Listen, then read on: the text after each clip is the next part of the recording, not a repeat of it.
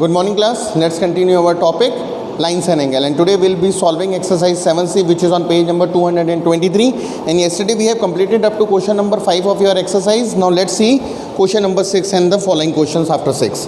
Question number 6 कह रहा है, एक फिगर गिवन है, let me draw the figure for you. कह रहा है AB is parallel to CD. तो ये एक लाइन मैंने बनाई, this is AB and this is CD. तो AB जो है वो CD के पैरेलल है और BC के पैरेलल है ED. ठीक है, ये देखो हमारी फिगर हो गई. AB is parallel to CD.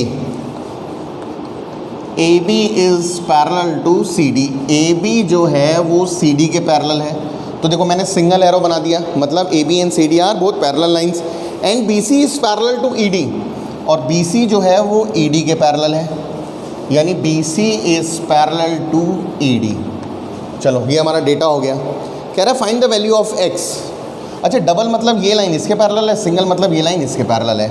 This is given as X degree and this is given as 75 degree. We have to find the value of X.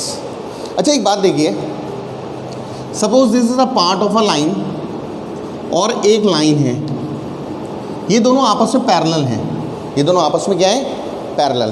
Parallel lines क्या होती है? Which do not intersect at any point. अगर मैंने इस line को आगे extend कर दिया तो क्या ये वाला पार्ट भी इसके पैरेलल होगा? And the answer is yes. इसको हम बोलते हैं पार्ट्स ऑफ पैरेलल लाइन. मतलब अगर एक टुकड़ा एक लाइन के पैरेलल है तो इसका अगर हमने पार्ट को एक्सटेंड कर दिया वो भी इसके पैरेलल होगा. इसको हम बोलते हैं पार्ट्स ऑफ पैरेलल लाइन. अब यही पार्ट्स ऑफ पैरेलल लाइन वाला कॉन्सेप्ट इस क्वेश्चन में लगेगा.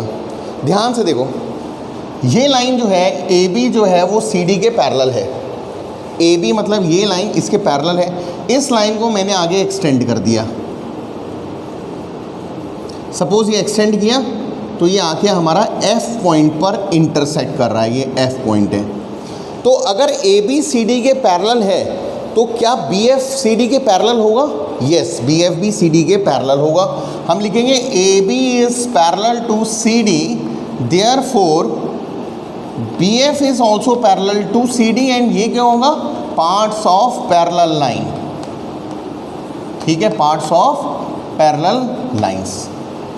अब ध्यान से देखो, एक लाइन BC है, एक लाइन FD है. ये दोनों आपस में क्या है? पैरेलल. मैं आपके लिए फिगर बना दे रहा हूँ. ये एक लाइन है BC और एक ये लाइन है FD. ये दोनों लाइन आपस में पैरेलल हैं. ठीक है, ये BC ये FD ये दोनों लाइन आपस में पैरेलल हैं. अब एक ट्रांसवर्सल आ गई और इस ट्रांसवर्सल का नाम हो गया AF.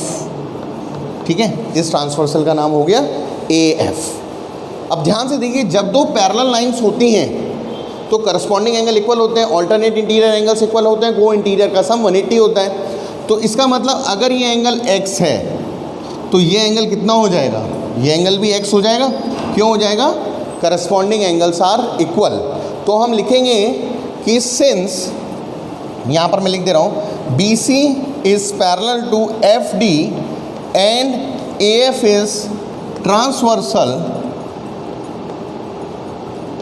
देयरफॉर अगर इस एंगल को मैंने नाम दिया 1, therefore angle 1 is equal to X. Why? Corresponding angles are equal. समझ में आया?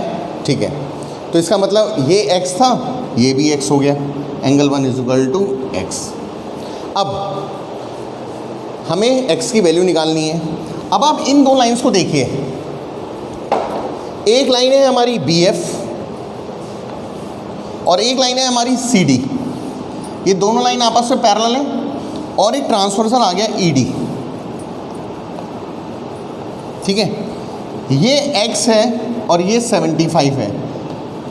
तो अगर इस फिगर को, अब मैं बोर्ड तो घुमा नहीं सकता हूँ, but you can rotate your copy. अगर इस कॉपी को आप ऐसे रोटेट कर दें तो आप देखेंगे कि X और 75 जो है मिलके को इंटीरियर एंगल्स बन रहे हैं.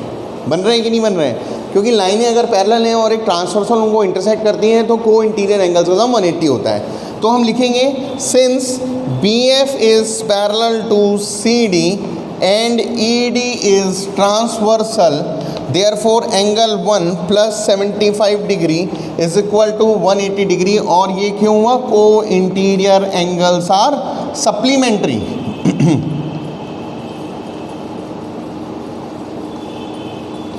अब एंगल 1 की वैल्यू x, तो x plus 75 is equal to 180 degree. इसका मतलब x comes out equal to 105 और यही हमारा x का आंसर है। तो x की वैल्यू कितनी आ गई? x is equal to 105 degree. ठीक है, तो जब भी ओपन क्वेश्चन होते हैं, ओपन मतलब जिसकी फिगर ओपन होती है, तो उसमें हम कुछ ना कुछ कंस्ट्रक्शंस कर लेते हैं, लाइंस पैरेलल बना देते हैं। Now let's quickly see question number 7। Question number 7 is a very important question. ठीक है, बहुत इंपॉर्टेंट क्वेश्चन है। You can make a star on this question, क्योंकि ये क्वेश्चन अनुमान तौर पे किसी न किसी पेपर में पूछ ही लिया जाता है।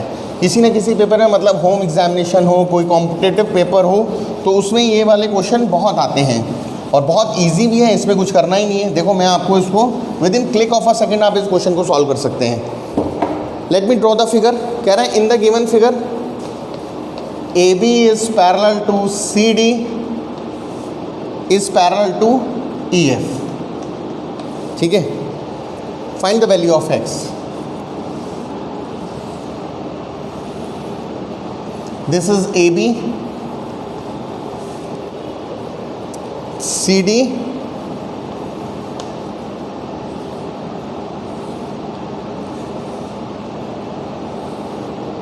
and this is EF. तो देखो, AB जो है वो CD के भी पैरेलल है और वो EF के भी पैरेलल है। This is 70 degree, this is 130 degree and we have to find the value of x। ये x है, हमें x निकालना है। ठीक है, अब देखो, इस क्वेश्चन को करने के लिए मैं आपको फिगर दोबारा बना के दिखा रहा हूँ। मैंने ये फिगर कुछ इस तरीके से बनाई। ये है हमारा AB, ये हमारा CD, ये एंगल है 70 डिग्री। तो देखो, अगर मैं इस फिगर को ऐसे बना दूँ, तो अगर ये 70 है, इसका मतलब ये एंगल कितना हो जाएगा? अगर ये दो लाइंस पैरेलल हैं तो ये 70 है, ये भी 70 हो जाएगा। Alternate interior angles are equal. तो देखो, अगर आपको इस फिगर में नहीं समझ में आ रहा है तो मैं थोड़ा सा इसमें मॉडिफिकेशन करते रहो। ये मैंने आगे लाइन बढ़ा दी, ये मैंने आगे लाइन बना दी, ये हमारी ट्रांसवर्सल हो गई। ये लाइन और ये लाइन आपस में पैरेलल है। तो अगर ये 70 है तो ऑल्टरनेट इंटीरियर एंगल्स में ये भी 70 हो जाएगा। तो हम लिखेंगे since A B is parallel to C D and B C is transversal, therefore angle A B C is equal to angle B C D, therefore angle B C D is equal to 70 degree. B C D कितना आ गया? 70 degree. ये क्या होगा? Alternate interior angles. अच्छा, B C D मतलब इस figure में देखो, बी सी डी पूरा एंगल, तो पूरा एंगल ये x है, इसको हम एंगल 1 मान लेते हैं। तो बी सी डी का मतलब क्या हो गया? देखो, B C D, B C D का मतलब हो गया x प्लस एंगल 1। तो बी सी डी को हम और क्या लिख सकते हैं? x plus angle 1 is equal to 70 degree लिख सकते हैं। तो बी सी डी को हम क्या लिख लिया हमने? x plus angle 1। देखो, बी सी डी मतलब ये पूरा एंगल, तो पूरे एंगल को हमने लिख लिया x प्लस एंगल 1। अब इस फिगर को दोबारा देखिए आप। ये मैंने एक लाइन बनाई EF, ये मैंने एक लाइन बनाई CD, और ये मैंने एक ट्रांसवर्सल बना दिया। ठीक है, इस लाइन को अगर आगे एक्सटेंड करेंगे तो देखो कुछ इस तरीके से तो फिगर बन जाएगी। अगर ये एंगल 130 डिग्री है तो क्या, और ये एंगल हमारा एंगल 1 है, तो क्या बता सकते हैं एंगल 1 की वैल्यू क्या होगी? Yes, it will be 50 degree. क्यों? को इंटीरियर एंगल्स बन रहे हैं यहाँ पर। तो हम लिखेंगे कि EF is parallel to CD and EC is transversal, therefore angle 1 plus 130 degree is equal to 180 degree. और ये ऐसा क्यों हुआ? Co-interior angles are supplementary. इसका मतलब एंगल 1 की वैल्यू आ गई 50 डिग्री। ठीक है, एंगल 1 कितना आ गया? 50 डिग्री है। यहाँ पुट कर दे रहे हैं, इसको इक्वेशन 1 बोल देते हैं। Putting the value of angle 1 is equal to 50 degree in equation 1। तो ये है x plus angle 1 is equal to 70 degree. तो x plus 50 is equal to 70। तो x comes out equal to 20 degree. हमें x निकालना था, निकल गया। अब देखो इसको फिगर में कैसे समझेंगे, ध्यान समझो। ये 70 है तो ये पूरा कितना हो गया, 70 हो गया। ये 130 है तो ये कितना हो गया, 50, पूरा 70, ये 50, तो ये कितना आ गया, 20 degree. As simple as that. ठीक है। Now let's see question number 8। Question number 8 कह रहा है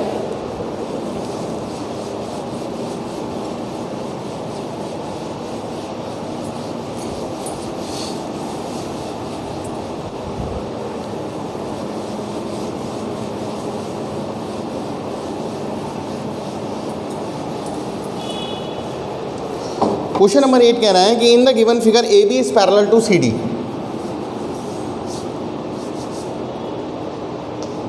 ए B is parallel to C D. Find the value of x y Z.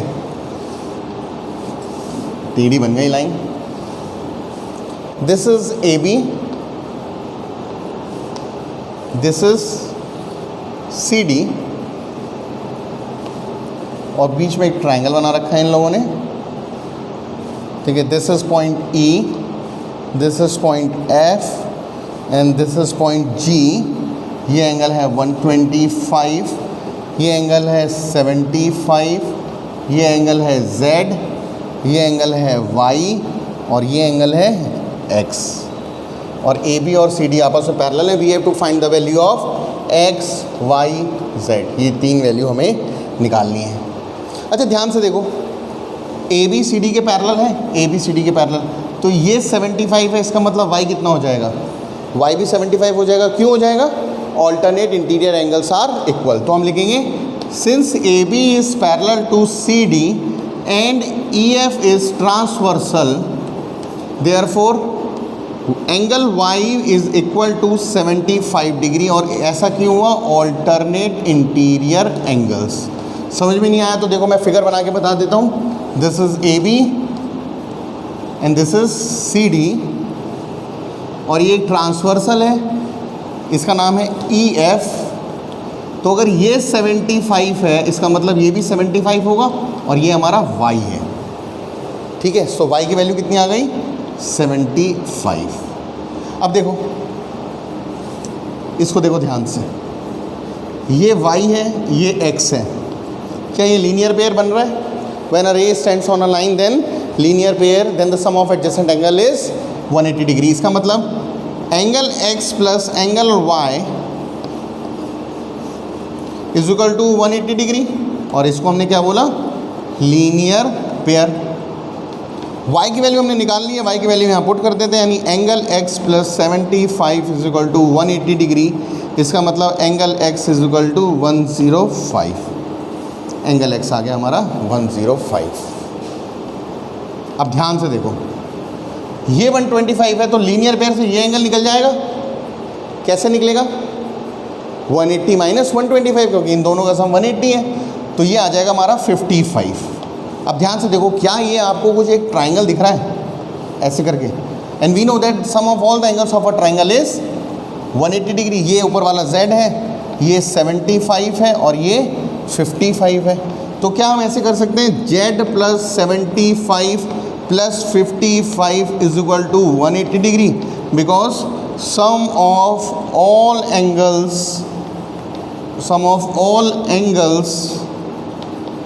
Of a triangle is 180 degree. इसका मतलब z plus 5 5 10 7 5 12 13 130 is equal to 180। इसका मतलब z is equal to 180 minus 130। इसका मतलब z comes out equal to 50 degree. तो ये हमने z की वैल्यू निकाल दी। तो z कितना आ गया, 50 डिग्री। Is that clear? तो हमें x y z निकालना था, x y z हमने निकाल दिया है। Now for your homework you have to solve question number 10 and question number 12। ठीक है, और क्वेश्चन नंबर 9 और 11 13 मैं कराऊंगा। So that will be all for today. Thank you.